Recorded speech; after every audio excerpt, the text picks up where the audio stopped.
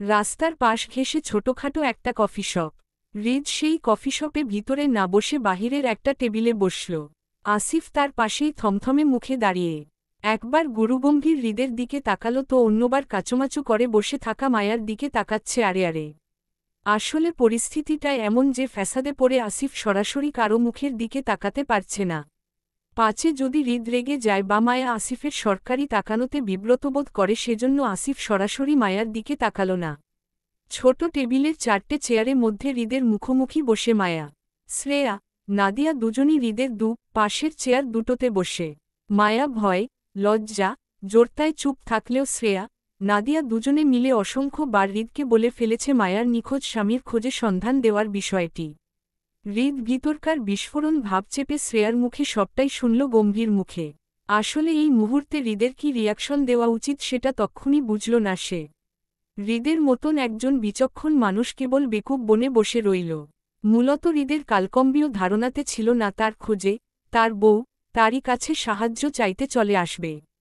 এই গোটা বিষয়টা হৃদকে বেশ বর্ষর আকারের চমকিয়েছে। হৃদত তীব্র শোকটে এক মুহূর্তের জন্য রিয়াকশনবিহীন কেমন বেকুব বনে চুপ ছিল।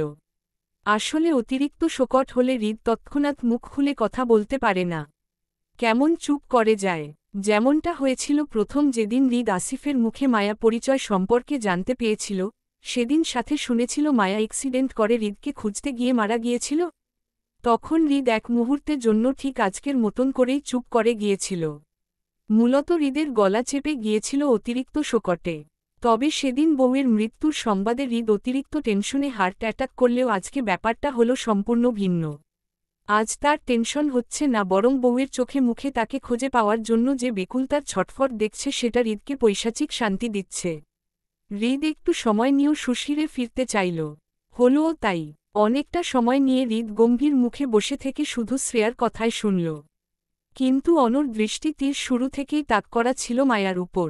মূলত হৃদ মায়ার ভয়ার্ত কাচুমাচু মুখটার দিকে তাকিয়ে থেকে শুরু থেকে সবটা শুনল শ্রেয়ার মুখে।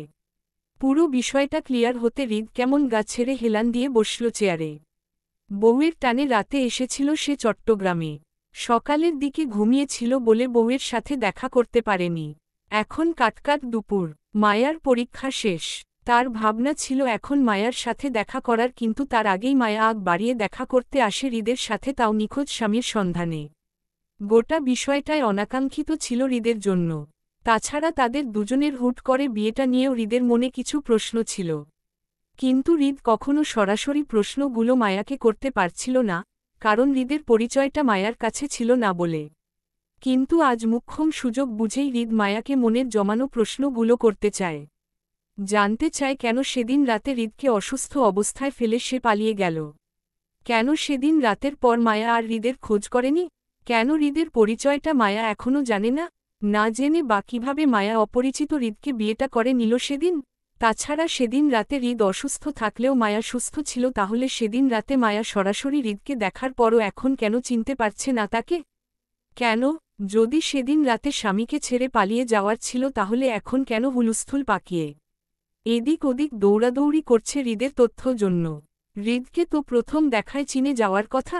যদিও হৃদের সেদিন রাতে হুঁশ ছিল না, তারপরও সে সেদিন রাতে মায়াকে যতটুকু দেখেছিল পরে তাদের দুজনের প্রথম দেখায় মায়াকে পুরোপুরি চিনতে না পারলেও সন্দেহ তালিকায় রেখেছিল মায়াকে, এই ভেবে যে এই মেয়েটাই হবে হয়তো সেদিন রাতের সেই মেয়েটি যার সাথে তার অনাকাঙ্ক্ষিত বিয়েটা হয়েছিল। হৃদ সন্দেহে বসে আজ এই পর্যন্ত আসল জানতে পারল তার ধারণায় ঠিক ছিল। অথচ তার বউ সরাসরি তাকে দেখেও চিনতে পারছে না, এই বিষয়টিকে কেমন অদ্ভুত ঠেকল হৃদের কাছে। সেজন্য মূলত হৃদ সুযোগ বুঝে এখন সকল প্রশ্নগুলো মায়াকে করতে চায়। কিন্তু তারপরও মায়াকে তার আসল পরিচয় আপাতত দিবে না সে, অন্তত বউ তার যতদিন না পর্যন্ত নিজ থেকে হৃদকে খুঁজে পাবে ততদিন। কপাল কুঁচকে হৃদ মায়ার দিকে তাকিয়ে প্রথম প্রশ্নটা করে বলল, কি এমন পরিস্থিতি ছিল যে স্বামীর মুখ দর্শন না করেই সোজা বিয়ে করে ফেললেন। হৃদের স্বাভাবিক কণ্ঠের প্রশ্নে চট করে মুখ তুলে তাকালো মায়া। সবগুলো উৎসুক দৃষ্টি মায়ার দিকেই তাক করা। সবাই প্রশ্নটার উত্তর চায় এমন। মায়া জোরতায় ইতস্তত বোধ করল উত্তরটা দিতে। হৃদ তখনও মায়ার দিকে প্রহর দৃষ্টিতে তাকিয়ে।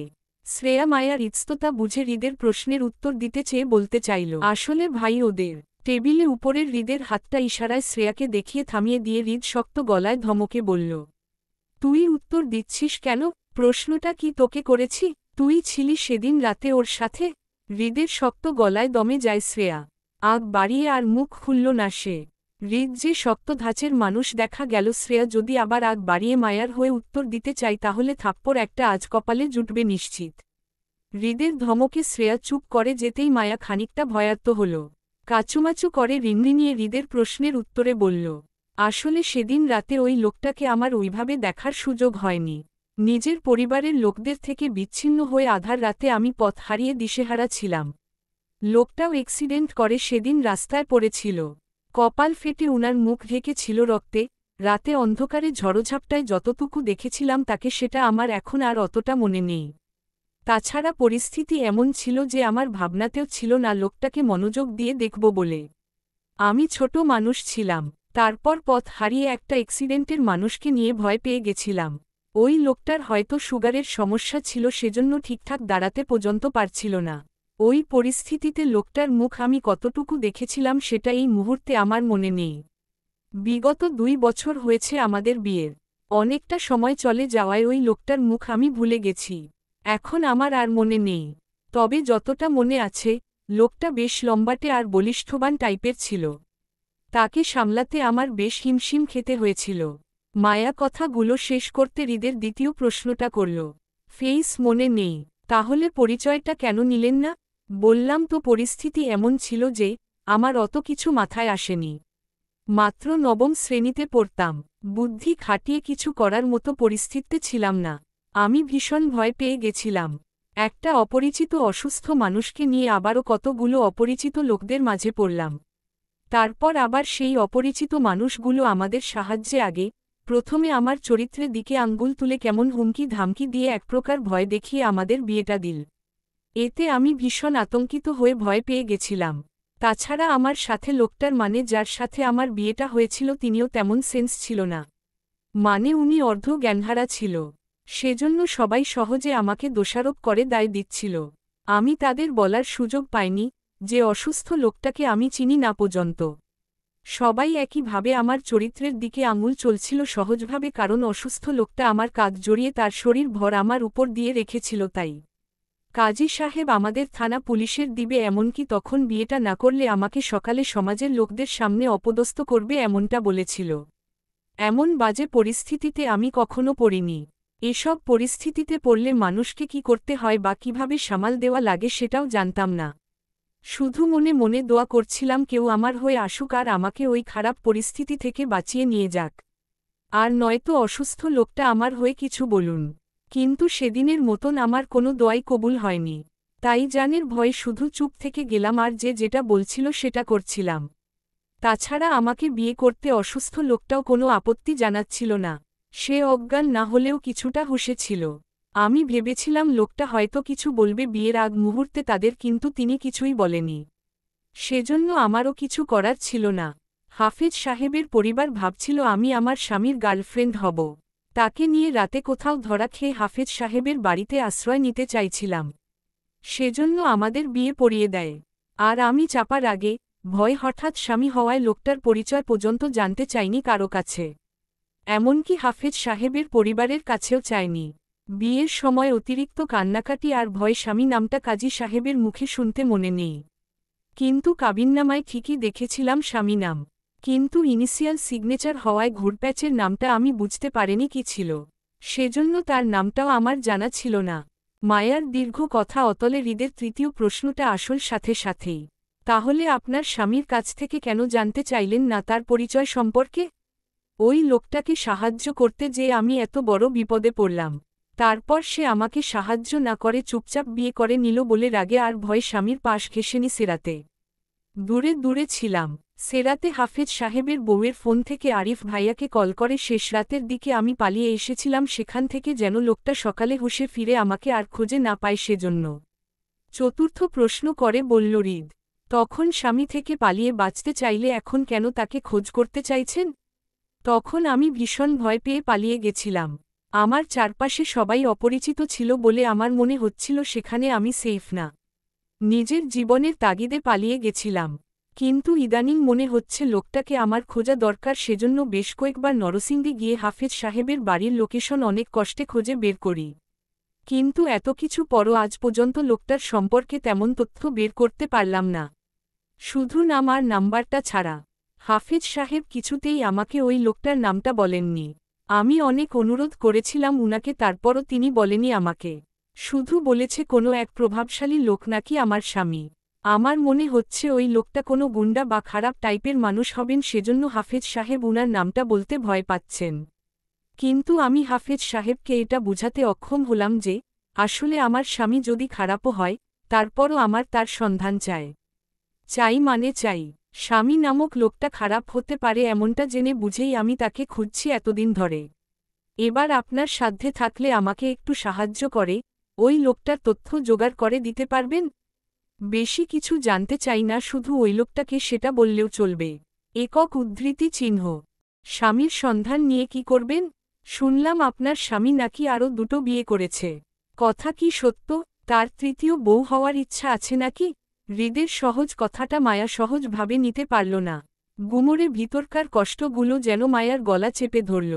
মায়ার ভীষণ কষ্টে কান্না পেল, কিন্তু হৃদের সামনে কেঁদে নিজের দুর্বলতা প্রকাশ করতে চাইল না। হৃদ ওর আত্মীয় হয় এখন, তারপর আবার মায়ার সাথে হৃদের বোনাবনিও হয় না কখনো। এমন একটা লোকের সামনে কেঁদে মায়া নিজের ভিতরকার অবস্থা জানাতে চাই না। মায়ার যতটুকু সম্ভব হৃদের সামনে নিজের ভিতরকার পরিস্থিতি না জানিয়ে উপর থেকে শুধু সাহায্য চাইবে। মায়ার স্বামীকে ঘিরে ওর মনের অনুভূতিগুলো প্রকাশ করবে না হৃদকে। যথাসম্ভব মায়ার স্বামীকে ঘিরে ভালোবাসাটা হৃদকে না বলে এড়িয়ে যাবে, কারণ মায়ার ভালোবাসাটা শুধু মায়ার অবধি থাকবে। সেটা আর যাই হোক না কেন মায়া অন্তত কোনো বাহিরের লোকের সাথে প্রকাশ করতে চায় না। লোকটা যদি বিয়ে করে তো করুক, আমার কিচ্ছু যায় আসে না। আমার স্বামী চাই না, আর না তার বউ হতে চায়। সংসার তো দূরে থাক, কিন্তু তারপরও লোকটাকে আমার চিনা লাগবে। অন্তত ডিভোর্সের জন্য হলেও আমার লোকটাকে লাগবে। ডিভোর্স না হলে আমি অন্য কোথায় বিয়ে বসতে পারবো না। আমাদের ধর্মে নেই বিবাহিত মেয়েদের স্বামী থাকা অবস্থায় দ্বিতীয় বিয়ে করা। এখন আমার ডিভোর্সের জন্য হলেও ওই লোকটাকে প্রয়োজন পড়বে। তাছাড়া আমি তো আর লোকটার জন্য সারা জীবন বসে থাকতে পারবো না। আমারও একটা জীবন আছে, কাউকে ভালোবাসার রাইট আমারও আছে। সবচেয়ে বড় কথা হলো আমাদের যে কখনো বিয়েটা হয়েছিল সেটাও ওই লোকটা প্রমাণ করতে পারবে না কখনো, আমি জানি। কারণ বিগত 3 মাসের ধরে লোকটাকে খুঁজে খুঁজেও তার তথ্য বের করতে আমি হিমশিম খাচ্ছি, সেখানে উনার আমাকে খোঁজা আরও মুশকিল হয়ে যাবে। আমাদের বিয়েটা হয়েছিল এটা প্রমাণ করার জন্য কাজী থেকে শুরু করে কাবিননামা পর্যন্ত নেই আমাদের। সবকিছু আগুন পুড়ে ছাই হয়ে গেছে আরও বছর খানিক আগেই। সেই সুবাদে আমাকে ওই লোকটা কখনো চাইলেও নিজের স্ত্রী বলে প্রমাণ করতে পারবে না। আর প্রমাণ ছাড়া কেউ বিশ্বাস করবে না যে কখনো আমাদের বিয়েটা হয়েছিল। প্রমাণের অভাবে আমরা বিবাহিত হয়েও সমাজে চোখে অবিবাহিত বলে প্রথমে ঘোষিত হব। সমাজ হোক বা আইন বিয়ের হয়েছিল এটার শক্তপোক্ত প্রমাণ না থাকলে এমনই বিয়েটা বাতিল বলে ঘোষিত হবে। সেক্ষেত্রে বলা যায় আমি কোনো ঝামেলা ছাড়াই এই সম্পর্কে থেকে সহজে বের হতে পারব। বিয়েটাকেও অস্বীকার করতে পারব। কিন্তু সবকিছু শেষ করার আগে আমি অন্তত একটাবার ওই লোকটার খোঁজ পেতে চাই তার অগোচরে। তার সামনে যাব না, কিন্তু জানতে চাই সে কে। তারপর না হয় আরিফ ভাইকে বলে সবকিছু মিটমাট করে নিব। আমাদের ডিভোর্সের বিষয়টাও আরিফ ভাইই দেখবে। কিন্তু তা মায়ার দীর্ঘ কথা শেষ হবার আগেই গম্ভীর গলায় আওরাজ তুলল হৃদ। চাপার আগে দাঁত পিষে বলল, আউট। হুট করে হৃদের চাপা ধমকে উৎসুক জনতার মনোযোগ ভাঙ্গল তক্ষুনি। সবাই থমথমে মুখে মায়ার থেকে দৃষ্টি সরিয়ে চাইল হৃদের দিকে। হৃদের হঠাৎ শক্ত হয়ে উঠা মুখটা মায়া, নাদিয়া, শ্রেয়া না বুঝলেও আসিফ বেশ ঠাহর করতে পারল। মায়া মুখে ডিভোর্সের কথাটা হয়তো হৃদের ভালো লাগেনি। না লাগার কথায় কত কিছু করল বউকে খুঁজতে হৃদ। এমনকি বউ টানে হুটহাট পাগলামি করে সকল কাজ ছেড়ে ছুড়ে চট্টগ্রামে চলে আসল। অথচ আজ হৃদের জরুরি ভিত্তিতে নিজের ফ্যাক্টরির প্রজেক্টে পরিদর্শনে যাওয়ার কথা ছিল। সব ছেড়ে ছুড়ে শুধু মায়াকে এক পলক দেখতে চলে আসল। আজ রাতেই তাদের আবার ঢাকা ব্যাক করার কথা ছিল, অথচ সেই বউ এখন বলছে হৃদকে ডিভোর্স দিবে। কৌশলে কিভাবে এই বিয়েটা অস্বীকার করে এর থেকে বের হয়ে যেতে পারবে সেই বুদ্ধিটাও শেয়ার করছে হৃদকে। এত সব শুনলে কারো মাথা ঠিক থাকবে? আসিফের নিজের মাথায় তো ঘুরছে মায়ার কৌশল শুনে। এবার হৃদ ভাই রাগে বসে মায়াকে থাপ্পড় না মারলেই হয়। পাবলিক প্লেসে আছে তারা। তারপর আবার দলের ছেলেরাও আশেপাশে দাঁড়িয়ে। বদনাম রটে যাবে মুহূর্তে হৃদ ও হৃদের বাবা নাহিদ খানের নামে। জেলা মন্ত্রীর ছেলে বলে কথা। বদলাম এমনই রটে যাবে রকেটের গতিতে। মন্ত্রীর ছেলে হৃদ খান এক কলেজের মেয়েকে রাস্তায় থাপ্পড় মেরেছে। এবার কেউ জানতে চাইবে না তাদের মধ্যকার স্বামী স্ত্রী সম্পর্কটা। সবাই শুধু জানবে আর্দশ নাহিদ খানের ছেলে হৃদ খান এক নারীর গায়ের হাত তুলেছে।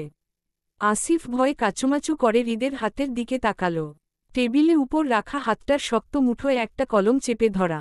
হয়তো নিজের রাগ কন্ট্রোল করতে চেয়ে সেই কলমটির উপর ছুট যাচ্ছে।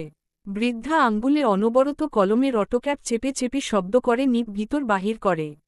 মায়া চট করে বুঝল না হঠাৎ হৃদের মনোভাব পরিবর্তনের কারণটা। কেমন অবুঝ গলায় শুধাল, জি। হৃদ ফের একই ভঙ্গিতে দাঁত পিষল। আউট। মায়া থমথমে খেয়ে তখনও বসে রইল। হৃদের শক্ত হয়ে উঠা মুখটার দিকে তাকাল। চোখগুলো কেমন লালচে দেখাচ্ছে। হয়তো রাগে। কিন্তু কেন? হঠাৎ রাগের কি হলো এমন? মায়া বুঝল না। হৃদ তখনও অনবরত কলমের ক্যাপ চেপে শব্দ করছিল। মায়া সেদিকে এক পলক তাকাল। তারপর আবারও চোখ তুলে হৃদের দিকে তাকাতে চোখাচোখি হল হৃদের ক্রোধিত চোখ দুটোর সাথে, যেগুলো শুরু থেকেই মায়ার দিকে তাক করা ছিল। মায়া অপমানিত বোধ করে উঠে দাঁড়াল। ও জানত এই হৃদ খান মায়াকে আবারও অপমানিত করবে। শুধু শুধু শ্রেয়ার কথায় মজে মায়ার এখানে সাহায্য চাইতে আসাটায় ভুল হয়েছে। এই ঘাড়ত্তারা লোক হৃদ খানের মুড কখন কোন রূপ নেই বলা মুশকিল। এই ভালো তো এই সাপের মতন ফুস করে উঠে। অসভ্য লোক। ক্ষমতা দাপটে অহংকারী হয়ে গেছে। মানুষকে অপমান করতে আর গায়ে বাজে না। মায়ার এখানে আসাটাই ঠিক হয়নি। মায়া চেয়ার ছেড়ে উঠে দাঁড়িয়ে খপ করে শ্রেয়ার হাত চেপে টেনে তুলতে তুলতে বলল, আমাদের এখানে আসাটায় ভুল হয়েছে শ্রেয়া। এই লোকের শরীর শুধু ক্ষমতার দাপটের অহংকার ভরা। এই লোকের সাহায্য আমার লাগবে না। আমার সমস্যা আমি নিজেই সমাধান করব। চল এখান থেকে। বলতে বলতে মায়া শ্রেয়াকে টেনে নিয়ে গেল নিজের সাথে। নাদিয়াও ততক্ষণে চেয়ার ছেড়ে উঠে ওদের সঙ্গে চলল। হৃদ তখনও মায়ার যাওয়ার দিকে রাগে দাঁতে দাঁত পিষে তাকিয়ে রইল। একইভাবে হাতে কলমটাও চেপে যাচ্ছে। আসিফ সেদিকে তাকিয়ে কাচুমাচু করল। একটু সময় নিয়ে ভয়ার্ত গলায় ডাকল, ভাই ভাবিকে কি আবার ডাকব? হৃদ দাঁতে দাঁত পিষে রাগে রি রি করে বলল, তোর ভাবিকে না উকিলকে ডাক আসিফ। এই বেয়াদব মহিলাকে সোজা করা দরকার। কত বড় সাহস আমাকে বিচ্ছেদের কৌশল শেখায়। জি ভাই। আসিফের সম্মতিতে হৃদ খেক করে উঠে। এই জি কি? হ্যাঁ না ভাই, আপনি যা বলছেন সেজন্য জি। আর কি? কি বলছি তোরে? উকিলের কথা আর কি? তো এখনও আমার মাথার উপর দাঁড়িয়ে আছিস কেন? আমার রূপ বের হয়েছে? আসিফ তাড়াহুড়ো বলল, না ভাই, এই তো যাচ্ছি। হৃদের মেজাজ যেন আজ হুট করেই খিটখিটে হয়ে গেল। আসিফকে আবারও থামিয়ে বলল, কই যাবি? ভাই, উকিল ডাকতে। তোরে কইছি শুধু উকিল ডাকতে। অর্ধেক কথা শুনে যাস কেন? আসিফ এবার সত্যি সত্যি ফ্যাসাদে পড়ে কাচুমাচু করে বলল, সরি ভাই, ভুল হয়ে গেছে। হৃদ পুনরায় খিটখিটে মেজাজে বলল, যা সামনে থেকে সর। বেয়াদব মহিলা মাথাটা গরম করে গেছে। আজ আর ঢাকা ফিরব না। উকিল আর কাজী দুটো যেন কাল বিকালের মধ্যে রেডি থাকে। এই ধান্ধাবাজ মহিলার প্রমাণ দরকার। কত বড় সাহস আমাকে অস্বীকার করবে বলে। কাল প্রমাণ নিয়েই ঢাকা ফিরব, এর আগে নয়। জি ভাই। হৃদ বিরক্তির চোখ তুলে বলে, এই যাবি তুই এখান থেকে? জি ভাই। উতলা মনে সুস্থিরতা নয়, অস্থিরতার প্রকাশ মিলে। মায়ার ক্ষেত্রেও তাই। তীব্র অস্থিরতায় কোচিং ক্লাসে মন ঠেকাতে পারছে না। কেমন নিশ্চল চোখে তাকিয়ে আছে হোয়াইট বোর্ডের কালো লেখাগুলোর দিকে। একের পর এক লেসন বুঝাচ্ছে টিচার, আর মায়া শুধু সেদিকে অন্যমনস্ক হয়ে তাকিয়ে। পাশেই জুই, শ্রেয়া, নাদিয়া বসে। সবার মনোযোগ হোয়াইট বোর্ডের লেখার উপর। থমথমে পরিবেশে উপস্থিত টিচারের লেসন বাক্যের শব্দ ছাড়া ক্লাসে কোথায় টু শব্দ পর্যন্ত নেই। এমন নীরবতা মাঝে হুট করেই উঠে দাঁড়াল মায়া। অধ্যয়নরত শিক্ষককে উদ্দেশ্যে বলল, স্যার আমার অসুস্থ লাগছে, আমি বাসায় যাব। মায়ার হঠাৎ কথায় ক্লাসে উপস্থিত সকল স্টুডেন্টে নজর পড়ল মায়ার উপর। ততক্ষণ হোয়াইট বোর্ডের লেসন বুঝানো অধ্যয়নরত রহমান সাহেবও ঘাড় ঘুরিয়ে তাকালো মায়ার দিকে। মায়া তখন অসুস্থ মুখভঙ্গিতে তাকিয়ে। জুই, শ্রেয়া মায়ার দুপাশে বসায় ওকে খোঁচাল। কি হয়েছে আকারে ইঙ্গিতে জানতে চাইল। মায়া তেমন কিছুই বলল না আর না তাকালো ওদের দিকে। একরোখা দৃষ্টিতে তাকিয়ে রইল রহমান সাহেবের দিকে বেরিয়ে যাওয়ার সম্মতি পাওয়ার আশায়। হালকা ভ্রুর কুঁচকে মায়াকে দেখল রহমান সাহেব। মায়াকে অসুস্থ মনে হওয়ায় তিনি প্রশ্ন তুলে জানতে চাইল, কি সমস্যা? মায়ার তৎক্ষণাৎ উত্তর আসল ক্লান্তিতে। স্যার, আমার খারাপ লাগছে, বেশ অসুস্থ ফিল করছি, ক্লাসে মনোযোগী হতে পারছি না, দুর্বলতা কাজ করছে শরীরে। মায়ার অসুস্থতা নিয়ে আর ঘাটাল না রহমান সাহেব। সহজ গলায় সম্মতি দিল মায়াকে যাওয়ার। আচ্ছা যাও। স্যারের পারমিশন পেতেই মায়া বই খাতা গুছিয়ে কাঁধে ব্যাগ চড়িয়ে বেরিয়ে এলো স্যারকে সালাম দিয়ে। জুই তখনও ক্লাসে বসে সন্দিহান দৃষ্টিতে মায়ার যাওয়ার দিকে তাকিয়ে। হুট করে মায়ার কি হলো বুঝতে পারল না সে। মায়া অসুস্থ হলে জুইকে কেন বলল না এতক্ষণ? কেন বা মায়া অসুস্থ অবস্থায় জুইকে সঙ্গে না নিয়ে একা চলে গেল? কিন্তু মায়াকে দেখে জুইয়ের মনে হচ্ছে না সে অসুস্থ।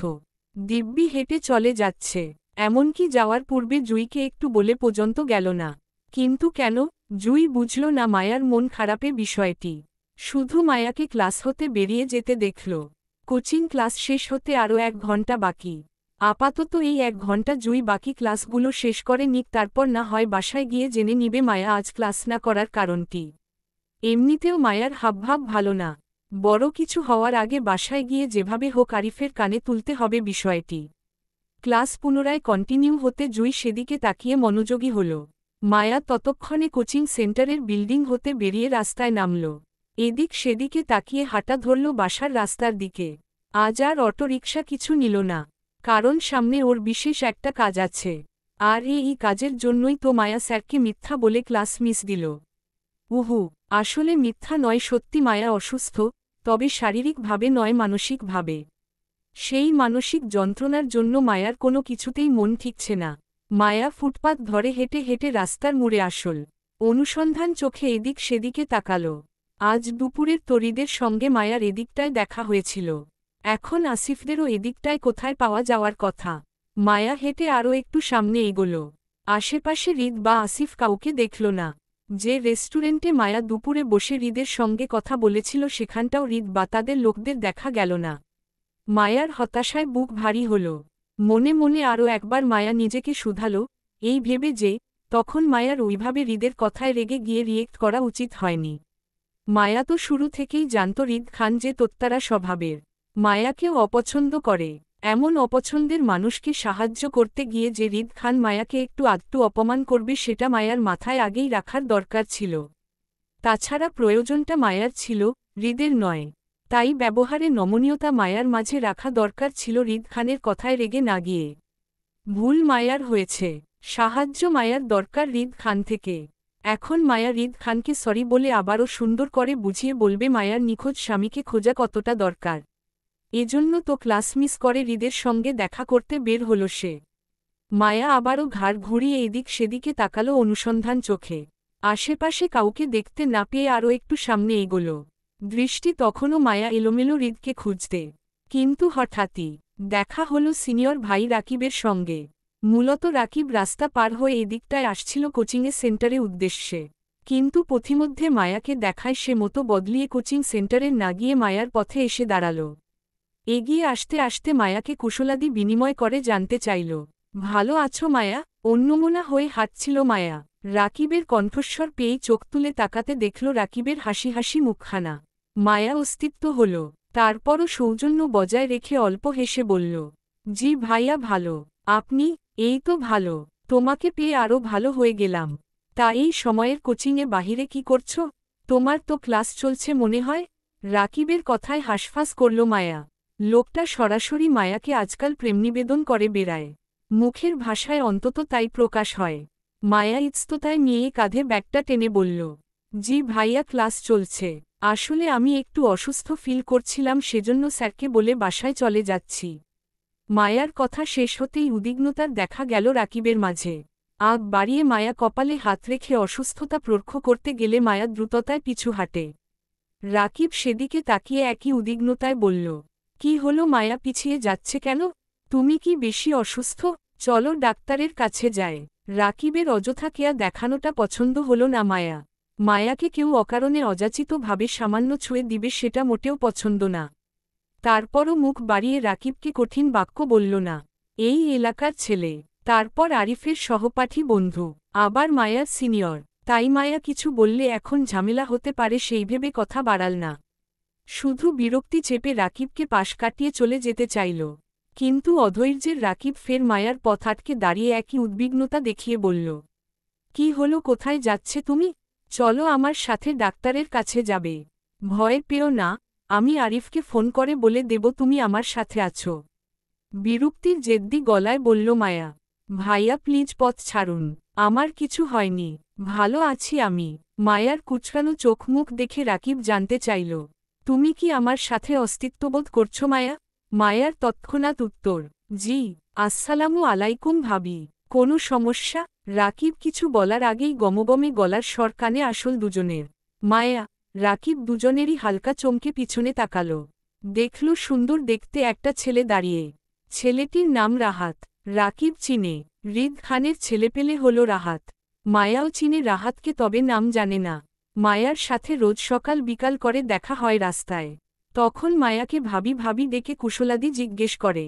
প্রথম প্রথম মায়া ভয় পেলেও একটা সময় বিরক্তি হতো আগ বাড়িয়ে ভাবি ডাকা নিয়ে। কিন্তু এখন আর বিরক্তি হয় না, বরং ভালোই লাগে এত বড় দামড়া দামড়া ছেলেদের কাছে সম্মান পেতে। শুধু এরা নয়, দেখা যায় রাস্তাঘাটে, কলেজে, ক্যান্টিনে, সবখানে ছোট বড় সবাই মায়াকে ভাবি ডেকে সম্বোধন করে। এজন্য এখন আর মায়া ওইভাবে রিয়েক্ট করে না, বরং মায়া নিজেকে সেফ ফিল করে। মায়ার মনে হয় এই ছেলেগুলোর জন্যই মায়ার আশেপাশটা সর্বদা নিরাপদ থাকে। কেউ মায়াকে অহেতুক বিরক্ত করতে পারে না। যদিও বা কেউ মায়াকে ডিস্টার্ব করতে আসে, তাহলে দেখা যায় তার কিছুক্ষণের মধ্যে রাহাতের মতন একটা না একটা ছেলে হাজির হবে সেখানে, আর মায়াকে ভাবি ভাবি ডেকে সম্মান দিয়ে ওই ছেলেকে সঙ্গে করে নিয়ে লাপাত্তা হয়ে যাবে তক্ষুনি।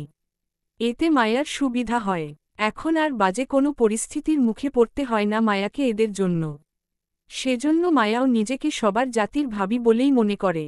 যে জাতির ভাইয়ের জন্য মায়াকে ভাবি ডাকা হোক না কেন, সেই জাতির ভাই তো আর মায়াকে ডিস্টার্ব করছে না, সেজন্য মায়াকে এই দামড়া দামড়া ছেলেপেলেদের ভাবি ডাকা নিয়ে আপত্তি নেই।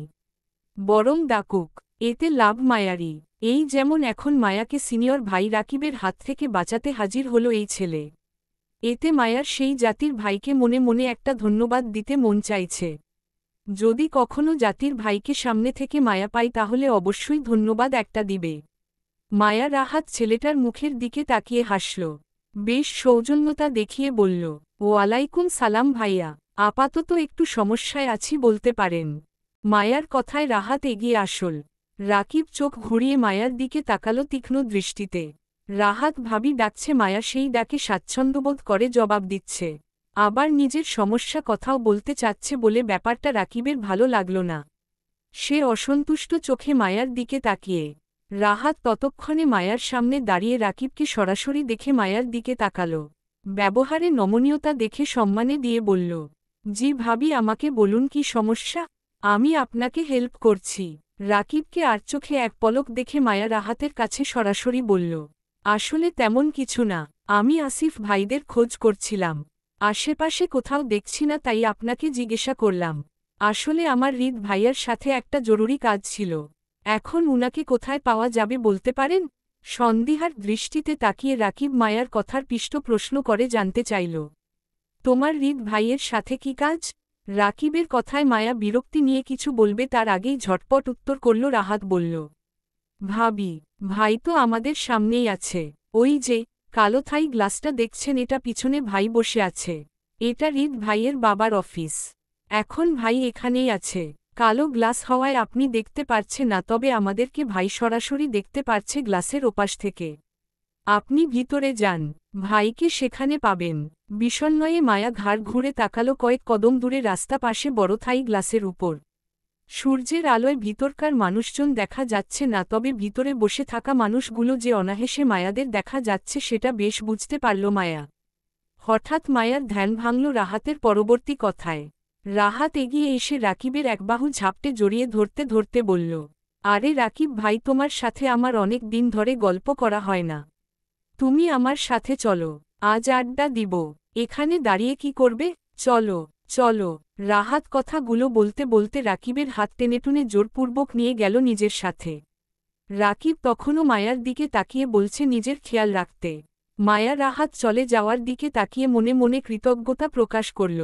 চাপা শ্বাস ছেড়ে কাঁধের ব্যাগটা আরও একটু টেনে ফুটপাত ছেড়ে কয়েক কদম এগিয়ে দাঁড়াল থাই গ্লাসের দরজার সামনে। মায়া ঢুকা দেওয়ার আগেই ভিতর থেকে আসিফ দরজা খুলে ৩২ পাটিদাঁত দেখিয়ে হাসল। মায়া আসিফের হাসি হাসি মুখখানার দিকে তাকিয়ে বলল, ভাইয়া আপনাদের সাথে কথা ছিল।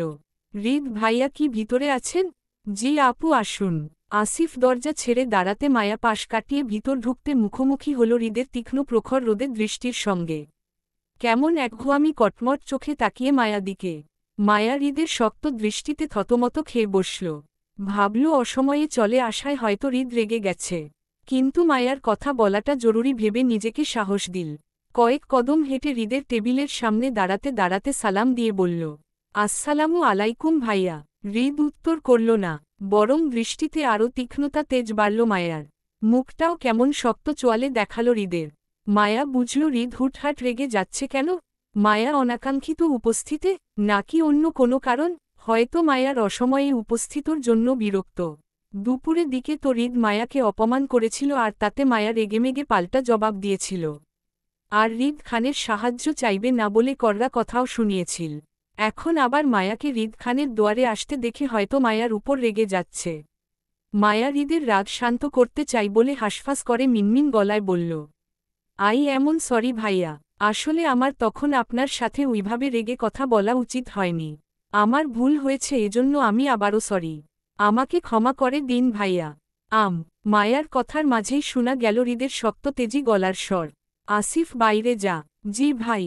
মায়া চমকে পিছনে তাকাতে দেখল আসিফ ততক্ষণে দরজা বাহিরে চলে গেছে এবং থাই গ্লাসটা টেনে বাহির থেকে বন্ধ করে দিচ্ছে। মায়া ঘাবড়ে সামনে হৃদের দিকে তাকাল। হৃদ তখনও মায়ার দিকে একইভাবে তাকিয়ে। মায়া তাকানোতে চোখাচোখি হল দুজনের। মায়া দৃষ্টি নত করল, ভয়ার্ত মুখে আর চোখে আশেপাশে তাকাল। বিশাল অসিফ কক্ষ জুড়ে মায়া আর হৃদ ছাড়া অন্য কেউ নেই। মায়া হঠাৎ অজানা ভয়ে গলা শুকিয়ে এলো। একা একটা মেয়ে হয়ে একটা ছেলের সঙ্গে এভাবে দেখা করতে চলে আসাটা মায়ার ঠিক হয়নি ভেবে আরও ভয়ার্ত হল। এখন চলে যাওয়াটা মায়ার ঠিক হবে কিনা তাও ভাবল। যদি হৃদের মতিগতি মায়ার নিকট ভালো না ঠেকে তাহলে টেবিলের উপর কাচের গ্লাস দিয়ে হৃদের মাথা ফাটাবে বলে মনে মনে ঠিক করেও নিল। ভয়ার্ত ভাবুক মায়ার ধ্যান ভেঙে শোনা গেল হৃদের স্বর, আমার রুচিতে পচা ধরেনি যে আপনার প্রতি ইন্টারেস্ট দেখাব। অহেতুক ভয় পাওয়া বন্ধ করেন। হৃদ খানের টেস্ট এত নিচু নয় যে আপনার মতন মেয়ের প্রতি রুচি দেখাবে।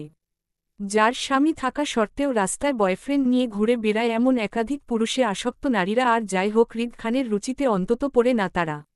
হৃদের কথার অপমানে মায়ার গায়ে কাটা দিয়ে উঠে রাগে। মায়া একাধিক পুরুষের আসক্ত নারী? এমন অপমানজনক কথা মায়াকে ওর জীবনেও কেউ বলেনি। ঘৃণায় মায়ার শরীর জ্বলে উঠল। এত সময় ধরে হৃদ খানকে নিয়ে মনের ভিতরকার অজানা ভয়টা যেন মুহূর্তে কেটে গিয়ে তীব্র রাগ ভর করল মায়ার শরীরে। কিন্তু তারপরও বোকামি করল না। আর না দুপুরে মতন রেগেমেগে আগুন হয়ে হৃদকে অযাচিত কিছু বলতে চাইল না, যেটা মায়ার জন্য এই মুহূর্তে ভালো হবে না বলে মনে করল। কারণ মায়ার হৃদের থেকে সাহায্য চাই। তাই ব্যবহারে নমনীয়তা মায়ার দরকার। হৃদ খান তো তার তোত্তারা স্বভাব দেখাবে, সেটাই স্বাভাবিক। কিন্তু মায়াকে আপাতত নিজের আত্মসম্মান সাইডে রেখে হৃদের সঙ্গে ভদ্র ভাষায় কথা বলতে হবে। তবে একবার যদি মায়ার নিজের নিখোঁজ স্বামীর খোঁজ পেলে যায় হৃদ থেকে, তাহলে এই জীবনেও আর সে হৃদ খানে দাঁড়বে না। তখন হৃদ খান তার রাস্তায় আর মায়া ওর নিজের রাস্তায়। মায়া নিজের রাগ চেপে স্বাভাবিকভাবেই হৃদের শক্ত হয়ে থাকা মুখটা দিকে তাকিয়ে এগিয়ে এসে ধূপ করে হৃদের মুখোমুখি টেবিলের চেয়ারটা টেনে বসল। কাঁধের ব্যাগটা টেবিলে উপর রাখতে রাখতে হৃদের কথার পিষ্টে সৌজন্যে হাসি বজায় রেখে বলল, কে বলেন না নেতা সাহেব? কোথায় আপনি আর কোথায় আমি? আপনি হলেন একজন অসাধারণ টাকা পয়সা হওয়া বড়লোক মানুষ আর আমি হলাম অতি সাধারণ একজন দরিদ্র পরিবারের মেয়ে। আপনার রুচিতে আমাকে পড়লে হবে বলুন? আপনার সাথে আমার যায়? আমাকে সাথে যায় আমার লেভেলের কোনো মধ্যবিত্ত পরিবারের অতি সাধারণ কোনো যুবককে। আমার ধরার হলে সেই টাইপেরই কাউকে ধরব। তারপরও আপনার ইন্টারেস্টে আসার মতন স্পর্ধা দেখাব না। আচ্ছা যাই হোক, আপনাকে একটু ঝালাতে চলে আসলাম। যদিও আমার উপস্থিতিতে আপনি বিরক্ত বোধ করছেন, তারপরও এই মুহূর্তে আপনাকে ছাড়া আমি দ্বিতীয় কোনো অপশন খুঁজে পাচ্ছি না বলেই বাধ্য হয়ে চলে আসলাম। আসলে আপনার কাছে আমার গোপনীয়তার বিষয়টি ইতিমধ্যে প্রকাশ পেয়ে গেছে, যেটা আপনি ছাড়া আমার পরিবারের বড়রা আর কেউ জানে না। সেজন্য আপনাকে ছাড়া এই মুহূর্তে আমি দ্বিতীয় কোনো পথ দেখছি না, যে আমাকে আমার নিখোঁজ স্বামী খোঁজ দিতে পারবে। আপনার তো অনেক ক্ষমতা, অনেক দাপট, আপনি চাইলেই আমার সমস্যাটি সহজেই সমাধান করে দিতে পারবেন। আসলে আমার এত তাড়ার কারণ হলো ওই যে তখন আপনি এই ঠাই আঙ্গুল তুলে দেখিয়ে গ্লাসটা দিয়ে রাস্তায় আমার সাথে একটা ছেলেকে দেখেছিলেন না? উনার নাম রাকিব, আমার বয়ফ্রেন্ড। লোকটা আমাকে প্রচুর ভালোবাসে, বিয়েও করতে চাই, কিন্তু আমি করতে পারছি না। আসলে আমি আটকে আছি আমার অনাকাঙ্ক্ষিত বিয়েটার জন্য। স্বামীকে চিনে না, তাই তাকে ডিভোর্সটাও দিতে পারছি না। আর মেয়েদের তালাক না হলে যে দ্বিতীয় বিয়ে করা যায় না সেটা তো আপনি জানেনই ভাইয়া। তাই প্লিজ আমার দুপুর কথাগুলো আপনি মনে রাখবেন না। ছোট বোন বা বেআইন হিসাবে মাফ করে দিয়ে আমাকে একটু সাহায্য করুন প্লিজ। আমার ওই লোকটাকে মানে আমার যার সাথে বিয়ে হয়েছে তাকে খুঁজে পাওয়া খুব দরকার। প্লিজ ভাইয়া আপনি আমার প্রয়োজনটা বুঝে লোকটাকে খুঁজে দিন না। মায়া কথাগুলো শেষ করতে করতে টেবিলের উপর থাকা পানির গ্লাসটার হাতে নিয়ে এক চুমুকি সবটা শেষ করে আওয়াজ তুলে টেবিলে রেখে ফের তাকালো হৃদের দিকে। মুহূর্তে চোখাচোখি হল হৃদের শীতল দৃষ্টিজোড়ার সাথে। এতক্ষণের শক্ত রাগী চোয়ালটা আর নেই হৃদের। কেমন ঠান্ডা আর শীতল দৃষ্টি মেলে তাকিয়ে মায়ার দিকে। মায়া হৃদের হুটহাট মুড পরিবর্তন হওয়া কারণটা বুঝল না। লোকটা এই রেগে যায় তো এই শীতল। হৃদ হঠাৎ রেগে গেলে যাও বুঝা যায় এখন তাণ্ডব হবে, কিন্তু একদম শীতল হয়ে গেলে আরও ভয় লাগে। তখন মায়ার মনে হয় ঠান্ডা মাথায় হৃদ খান আরও ভয়ানক। এবার আল্লাহ জানে এই লোক মায়ার সাথে আবার উল্টাপাল্টা কিছু করে না বসে। ভালো ভালো মায়ার ঝামেলাটা মিটে গেলেই কেটে পড়বে সে। এই হৃদ খানকে চিনে বলে জীবনে দাবিও করবে না। মুখোমুখি হওয়ায় তো দূর, এমনই স্বামী খোঁজে দিশেহারা হয়ে মায়া কতগুলো মিথ্যা কথা বলল রাকিব ভাইকে জড়িয়ে। এবার যদি হৃদ খান মায়ার মিথ্যা তারা দেওয়াটা বুঝে অন্তত ওর নিখোঁজ স্বামীর খোঁজটা এনে দেয় তাহলে মায়া আর সামনে পড়তে চাইবে না এই হৃদের। প্রতিবারই হৃদ খানের অপমান ভীষণ গায়ে লাগে মায়ার। তাছাড়া মায়া এত দিনে এতটাও বুঝতে পারে না হৃদ খানের মতো লোক কেন শুধু শুধু মায়ার পিছনে পড়ে মায়াকে অকারণে অপমান করে বেড়ায়। কি এমন শত্রুতা হৃদ খানের সাথে মায়ার যার জন্য এমন করে? কই জুই, শ্রেয়া বা অন্য কোনো মেয়েদের সাথে তো মায়া হৃদ খানকে কথা বলতেও দেখে না। এমনকি মায়ার বোন জুই পাশাপাশি হৃদের আত্মীয়ও হয়। কই জুইয়ের সাথে আজ পর্যন্ত হৃদ খানকে দেখল না মুখ খুলে একটা কথা বলতে। সেখানে শুধু মায়ার সাথে কথাও বলে আবার অপমানিত করে। আজব, জানে মারা পড়বে মনে হয়। ভাবুক মায়া ধ্যান ভাঙল হৃদের নিটল খাপছাড়া কথায়। চমকে উঠে তোরাক করে তাকালো হৃদ শান্ত মুখটার দিকে। কে জানে মারা পড়বে? বিষয়টি বোধগম্য না হওয়া মায়া হৃদকে প্রশ্ন করল তক্ষুনি। কে মারা পড়বে? আপনার বয়ফ্রেন্ড। মানে, কেন? হৃদ মায়ার উত্তেজনার বাক্যে উত্তর করল না। অযাচিত কথা বলে মাথাটা আর গরম বানাতে চাচ্ছে না হৃদ। তার যা করার সে এমনই করে নিবে। এই মহিলাকে বলে আর লাভ নেই। বয়ফ্রেন্ড জুটিয়ে রাস্তায় দাঁড়িয়ে প্রেম করাটাও না হয় সে পরে দেখে নিবে। আপাতত এই মহিলাকে একা পেয়ে এই মুহূর্তে হাতছাড়া করবে না হৃদ। সুযোগের সদয় ব্যবহার সেও করবে। কাল রাত অবধি হৃদের মনে হয়েছিল বউ তার প্রেমে দিশেহারা হয়ে তাকে খোঁজচ্ছে। কিন্তু আজ দুপুর থেকে হৃদের মনে হচ্ছে বিষয়টা উল্টো। তার ধারণা হয়তো ভুল ছিল। বউ তাকে ভালোবাসে খুঁজছে না, বরং ডিভোর্সের আশায় তাকে চায়। আবার বলছে বয়ফ্রেন্ডকে বিয়ে করবে। এই বিষয়টা যে হৃদের কোথায় গিয়ে আঘাত করছে সেটা কাকে বুঝাবে হৃদ? হৃদ মায়ার মতিগতি বুঝতে চেয়ে আর শক্ত হল না, বরং শান্ত আর গম্ভীর থাকল। হুট করে বসা চেয়ারে গাইলিয়ে টেবিলে উপর থাকা ছোট কিউব বলটা হাতে নিয়ে খেলতে খেলতে প্রসঙ্গ পাল্টিয়ে মায়ার উদ্দেশ্য বলল। আপনার স্বামীর খোঁজ দিলে আমার লাভ? আমি কি পাব? হৃদের নিরুদ্বিধায় আবদারে থমথমে খেয়ে গেল মায়া। খানিকটা লজ্জাও পেল। আসলেই তো হৃদ খান কি আর মায়াকে এমনই ফ্রিতে কাজ করে দিবে? অবশ্যই কাজের বিনিময় লাগবে। তাহলে মায়া কেন এতক্ষণ যাবৎ টাকা পয়সা কথা ভাবিনি? কেন মায়ার মাথায় আসেনি দুনিয়াতে ফ্রিতে কোনো কিছু হয় না টাকা ছাড়া? ভাবলেও বাকি মায়ার কাছে তো টাকা পয়সা নেই।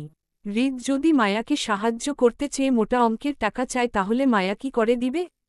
কিভাবে জোগাড় করবে এতগুলো টাকা? আমার কাছে তো এই মুহূর্তে টাকা নেই। তবে আপনি আমাকে বলুন কত দিতে হবে আপনাকে? আমি টাকা জোগাড় করে দিয়ে দিব দ্রুত। বাকি কাজ ফাঁকি। বাকি শব্দটা আমার ডিকশনারিতে নেই। যা দেওয়ার নগদে দিবেন, তারপর কাজ হবে। মায়া বেশ অসহায় বোধ করল টাকা না থাকায় সাথে বের অপমান হল। কত টাকা চাই হৃদের সেটাও মায়া বুঝতে পারছে না। তবে হৃদের মতিগতি বলছে সে অনেক টাকা চাইবে মায়ার কাছে থেকে। মায়া এত টাকা জোগাড় করবে কোথায় থেকে? কত চাই আপনার? আমার তো অনেক কিছুই চাই। আপনি কত দিতে পারবেন সেটা বলেন। আপনি বলুন। 2 লাখ। মায়া চমকে চোখ বড় বড় করে হৃদের দিকে তাকায়। এত টাকা মায়াকে বিক্রি করলেও পাওয়া যাবে না। সামান্য একটা লোকের তথ্যর জন্য 2 লাখ টাকা চাইছে এই লোক। আল্লাহ! মায়া এতক্ষণ বুঝতে পারছে এসব নেতাফেতারা শুধু মায়ার মতন অসহায় মানুষের দুর্বলতার সুযোগ নিয়ে টাকা উসুল করে টাকার পাহাড় বানাচ্ছে। আর কিছু না। সামান্য একটা মানুষের তথ্যর জন্য কেউ এত টাকা চাই? এত টাকা আমাকে বিক্রি করলেও পাওয়া যাবে না। আমি কিনব, আপনায় হবেন বিক্রি আমার কাছে? হৃদের আপত্তিকর কথায় মায়া থমথমে খেয়ে বসে। হৃদের তীক্ষ্ণ দৃষ্টি এড়াতে হাঁসফাঁস করে মায়া ফের আপত্তি জানিয়ে মিনমিনিয়ে বলল, আমার কাছে এত টাকা নেই। আপনি কমিয়ে বলুন। কমানো যাবে না। 2 লাখই লাগবে আমার। তবে আপনাকে একটা পরামর্শ দেয়। 2টা কিডনি দিয়ে কি করবেন? স্বামীর জন্য একটা কিডনি আমাকে দিয়ে দেন। আমি সেটা বিক্রি করে দেয়। আমার 2 লাখ টাকাও আসবে, সাথে আপনি আপনার নিখোঁজ স্বামীর তথ্যও পেয়ে যাবেন। কি বিক্রি করবেন স্বামীর জন্য নিজের একটা কিডনি? হৃদের কথায় ভাবুক হল মায়া। কথাগুলোও বেশ যুক্তিসঙ্গত মনে হল মায়ার কাছে।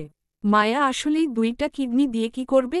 একটা কিডনি বিক্রি করে দিলেই তো সমস্যা সমাধান হয়ে যায়। তাছাড়া একটা কিডনি দিয়েও তো মানুষ স্বাভাবিকভাবে চলতে পারে। সেক্ষেত্রে মায়াও বাঁচবে। কিন্তু কথা হলো একটা কিডনি দিয়ে মানুষ বাঁচে কতদিন? সেটাও তো মায়া জানে না। মায়ার আগে সেটা জানতে হবে, তারপর বাকি সবকিছু।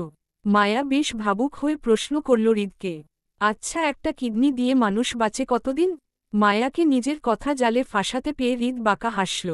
তীক্ষ্ণ চোখ ঘুরাল মায়ার ভাবুক চেহারার দিকে। দীর্ঘ সময়ে নিয়ে হাতের মুঠোয় চেপে রাখা কিউব বলটা এবার টেবিলে রাখল। আর তাতে ছোট শব্দ হল। কিউবটা টেবিলের উপর রাউন্ড তুলে হৃদ মায়াকে বলল, এই ধরেন, অর্ধাঅর্ধি বছর বাঁচবেন। যেখানে 60 বছর বাঁচতেন সেখানে এক কিডনি দিয়ে 30 বছর বাঁচবেন। তবে 30 বছরও কিন্তু কম না। হ্যাঁ, অনেক দিন কিন্তু। তাই স্বামী জন্য একটা কিডনি বিক্রি করাই যায়। কি বলেন? হৃদের কথায় তৎক্ষণাৎ মতো বদলালো মায়া। আপত্তি করে বলল, তাহলে কিডনি দেওয়া যাবে না। Kidney planning cancel. অন্য কিছু বলেন থাকলে। কেন, মতো বদল করলেন নাকি? এখন আর স্বামীর লাগবে না? স্বামীকে অবশ্যই চায়, তবে নিজের জীবনের বিনিময়ে নয়। আমার সংসারে পর নারী চায় না। দেখা গেল তাকে খুঁজতে গিয়ে একটা কিডনি আমার চলে গেল। বাকি এক কিডনি নিয়ে স্বামীর সাথে 30 বছর সংসার করার পর আমি মারা গেলে সে বাকি 30 বছর পার করার জন্য ধেই ধেই করে আরেকটা বিয়ে করে নিবে। আমি যে তার জন্য জীবন দিলাম সেটা দেখবে না। সব পুরুষ মানুষ একই হয়। এদের বুড়ো বয়সেও কুড়ার ডাক দেয়। তার জন্য স্বামীদের বিশ্বাস করতে নেই। আমিও করব না। সেজন্য অল্পতে আমাকে মরলে চলবে না। আমি মরলে আমার জায়গায় তার জীবনের ঠিক আরেকজনের জায়গায় হবে। আমি যে তাকে খুঁজতে গিয়ে নিজের আয়ু কমালাম সেটা আর সে দেখবে না। বরং সে দেখবে তার নতুন বউ। এবং আমাকে ভুলে দিব্যি সে সুখের সংসার করবে। আর সমাজ দেখানো অজুত দিবে আমাদের ইসলামের শরীয়তে 4টা বিয়ের বিধান আছে বলে, সেজন্য তার বউ নেই বলে সে আরেকটা বিয়ে করছে। আমি জীবিত থাকার অবস্থায় দ্বিতীয় বিয়ে করেনি এমনটা বলে আলগা পিরিতিও দেখাতে পারে। এজন্য কিডনির প্ল্যানিং ক্যান্সেল। এর চেয়ে ভালো আমি বরং 2 কিডনি নিয়ে জীবিত থেকে স্বামীর উপর নজর রাখি। মরে গেলে তো সব শেষ। মায়া লম্বা চওড়া কথা হৃদ হতভম্ব হয়ে গেল। সে কখনো ভাবেনি মায়া এতটা গভীরে ভাবে। দুজনের পরিচয় এখনও হয়নি অথচ না দেখেই হৃদকে সন্দেহ তালিকা ফেলে দিল তার বউ। তাছাড়া এই মেয়ের কথায় স্পষ্ট সে স্বামীর সংসার করতে চায়। হৃদ বাজিয়ে দেখবে একটু। সংসার করতে চাও? অন্যমনস্ক হওয়া হৃদের কথা প্রথমবারের বুঝল না মায়া। জি, সংসার করতে চান স্বামীর সাথে? মায়া হাঁসফাঁস করে দৃষ্টি করল হৃদের থেকে। হৃদ মায়ার দিকে তীক্ষ্ণ দৃষ্টিতে তাকিয়ে থেকে বুঝল মায়া হৃদকে উত্তরটা দিতে সংকোচ বোধ করছে। সেজন্য হৃদ মায়াকে উভয় দিয়ে বলল, নির্ভয়ে বলেন, আমি কাউকে বলবো না। মায়া ছোট সম্মতিতে হৃদের ভিতর কাঁপল। সেই কম্পন শক্তপোক্ত হাতেও দেখা গেল। যার তুপে হাতের মুঠোয় থাকা বলটা বেখেয়ালি ছুটে ফ্লোরে পড়ল শব্দ করে। হঠাৎ শব্দে কেঁপে উঠল মায়া। বলটা ঘুরাতে ঘুরাতে কক্ষে একপাশে গিয়ে ঠেকল। মায়া সেদিকে এক পলক তাকিয়ে হৃদের দিকে তাকাতে চোখাচোখি হল হৃদের ঘোলাটে অদ্ভুত দৃষ্টির সাথে। মায়ার শরীর কাটা দিল হৃদের অদ্ভুত দৃষ্টিতে চোখাচোখি হতে। মায়া দৃষ্টি নত করল। হৃদ সেইভাবে জিজ্ঞাসা করল, আপনি যে বললেন আপনার স্বামী পূর্ব বিবাহিত, উনি মিথ্যা বলেছেন আমায়। উনার কোনো বউ নেই। কি করে বুঝলেন? আমার বিশ্বাস সে বিবাহিত না। আপনার বিশ্বাস মিথ্যাও তো হতে পারে। হবে না। এতটা কনফিডেন্স? না, আত্মবিশ্বাস। যদি লোকটা খারাপ হয় তো? খারাপ হবে ভেবেই গ্রহণ করেছি তাকে। হৃদ আর কিছু বলতে পারল না। তার বুক কাঁপছে, প্রচণ্ড কাঁপছে। হয়তো না চাইতেও অনেক কিছু জেনে গেছে তাই। মায়া উপর অনেকক্ষণ দৃষ্টি মেলে চেয়ে থাকল একইভাবে। তারপর হুট করে বলল, তাহলে এক কাজ করেন, আপনার জায়গায় আপনার স্বামীর একটা কিডনি দিয়ে ঢিল দান করি। কি বলেন? তাকে খুঁজে পেলে তার একটা কিডনি না হয় আমি রেখে দিব, এবং সে ৩০ বছর পর মারা গেলে তখন না হয় আপনি আমাকে বিয়ে করে নিলেন। কি বলেন? এতক্ষণ যাবৎ হৃদের সহজ ভাষায় মায়াও নরম হয়েছিল, কিন্তু হঠাৎ হৃদকে আগের ভঙ্গিতে ফেরতে দেখে মায়া হতাশ হয়, সেই সাথে বিরক্ত। আশ্চর্য, মায়ার স্বামী মরলে এই লোককে কেন বিয়ে করতে যাবে? এই লোক আসল কোথায় থেকে আবার? আপনাকে কেন বিয়ে করব? তো কি করবেন? পরকীয়া চালাবেন আমার সাথে? বাজে কথা কেন বলছেন? পরকীয়া কেন করব? আপনার স্বামীর প্রতি দরদ দেখে আমার আপনার প্রতি একটু একটু ইন্টারেস্ট জাগছে। আপনাকে বিয়ে করা তো সম্ভব না, তবে পরকীয়া চালাতে সমস্যা নেই। ঘরে আপনার জামাই থাকবে, সেই ঘরে আমারও বউ থাকবে। রাতে জামাইকে সময় দিবেন আর দিনে আমাকে। পরকীয়া সম্পর্কগুলা তো এমনই হয় নাকি? তারপর আপনার স্বামী যখন মারা যাবে তখন একেবারে না হয় আমাকে বিয়ে করে নিলেন। কি করবেন বিয়ে আমাকে? অসম্ভব। মায়ার নাকমুখ ছিটকে বলা কথাটাতে হৃদ হাসল। মায়াকে উদ্দেশ্য করে ফুরফুরে মেজাজে বলল, কি জানি অসম্ভব কিনা, তবে আমার কেন জানি মনে হচ্ছে আপনার ইজ্জত, আমার ইজ্জত, আমার ইজ্জত আপনার ইজ্জত টাইপ সম্পর্ক আছে। তাই আমাকে বেশি ভাই ভাই না ডেকে পরকীয়া স্বামীও ডাকতে পারেন, আমি মাইন্ড করব না। হৃদের অসভ্য কথায় মায়া আর বসে থাকতে পারল না। ঠাস করে উঠে কিছু না বলে চলে যেতে নিয়ে পিছনে ডেকে হৃদ ফের বলল, রাগ দেখালে তো হবে না ম্যাডাম। কাল সকালে আপনাকে আবারও হাজিরা দিতে হবে এখানে। যদি স্বামী খোঁজ চান তো? তবে একা আসবেন অবশ্যই।